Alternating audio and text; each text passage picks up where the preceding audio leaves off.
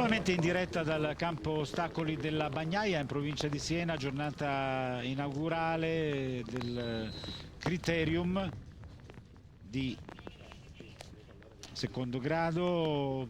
Ha terminato il suo percorso Alessio Albano in sella Luce della Florida, 84,19 il suo totale, con 2 errori sugli ostacoli. Ora Luca Minorini che monta Coronada, una femmina di 9 anni di origine tedesca.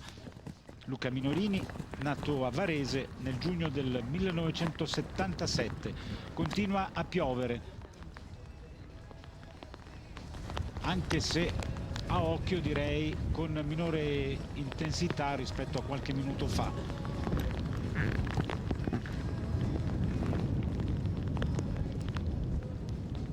Sempre al comando Pietro Borgia con Indien du Perron, miglior totale 69,31, ovviamente senza errori sugli ostacoli.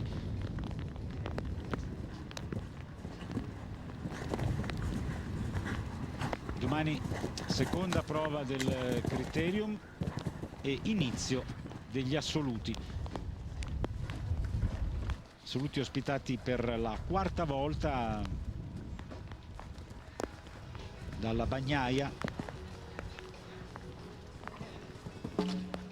Errore anche sull'ultimo ostacolo, sono 8 i secondi di penalità, 97,12 il totale di Luca Minorini.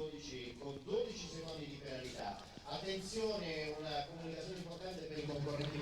Adesso Marco Marmont su Ozon dell'Eribus, una femmina di origine svizzera di 11 anni. Che non consentiranno al termine della gara stessa, quindi oggi, se viceversa al momento della premiazione le condizioni atmosferiche. Marco Marmont, nato nell'aprile del 1970, cavaliere di buona esperienza, nel 2009 ha ottenuto diversi piazzamenti, un terzo posto a Sanremo in una categoria a tempo, una piazza d'onore ad Arezzo in una categoria mista, sempre con il cavallo che monta in questa circostanza, la cavalla che monta in questa circostanza, Marco Marmont.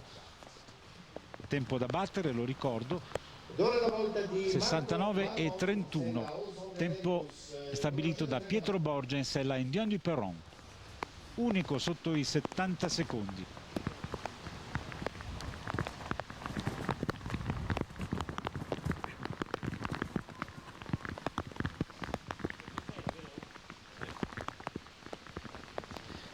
Condizioni atmosferiche davvero imprevedibili, c'era stato un momento di tregua, adesso ricomincia a piovere forte. Abbiamo sentito in precedenza Natale Chiaudani dire che finché le condizioni del terreno sono soddisfacenti non ci sono eccessivi problemi per cavalli e cavalieri, però evidentemente più piove e maggiori sono i rischi per i vari binomi. Sempre possibile uno scivolone, poi anche la visibilità, diciamo, non è proprio ottimale. Un errore per il momento da parte di Marco Marmont, che va ad affrontare l'ostacolo numero 12, 12 gli ostacoli ma 15 salti da effettuare, 2 combinazioni previste dal direttore di campo Pier Francesco Bazzocchi. 89,28.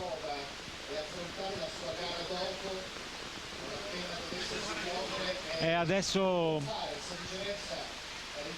è un vero e proprio nubifragio sulla Bagnaia. Il regista Gambuti, che guida le telecamere dell'esterno 1 di Bologna, ci ripropone l'errore di Marco Marmont. È già pronta intanto Lucia Vizzini con Quintarò. Non so se aspetterà un attimo prima di riprendere, e in effetti la giuria le consente di attendere, se non una schiarita, almeno che la pioggia cali di intensità. Un plauso anche agli operatori della nostra esterna che stanno lavorando in condizioni difficili.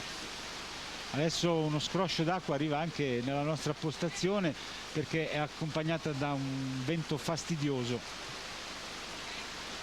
Tutto previsto, d'altronde tutti gli annunci meteo di ieri parlavano chiaro, condizioni di maltempo praticamente su tutta la penisola.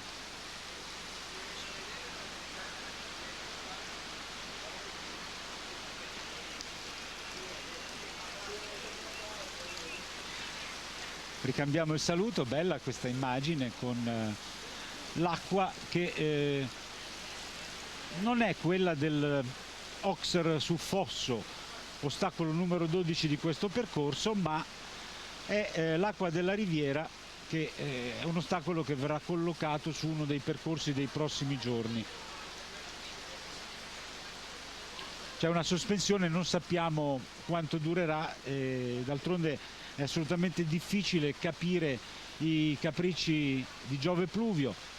Adesso piove davvero forte, quindi sarebbe impietoso mandare in campo un binomio, anche perché le condizioni di partenza per gli altri concorrenti erano state certamente più agevoli. E dunque non si potrebbe in questo caso gareggiare ad armi pari.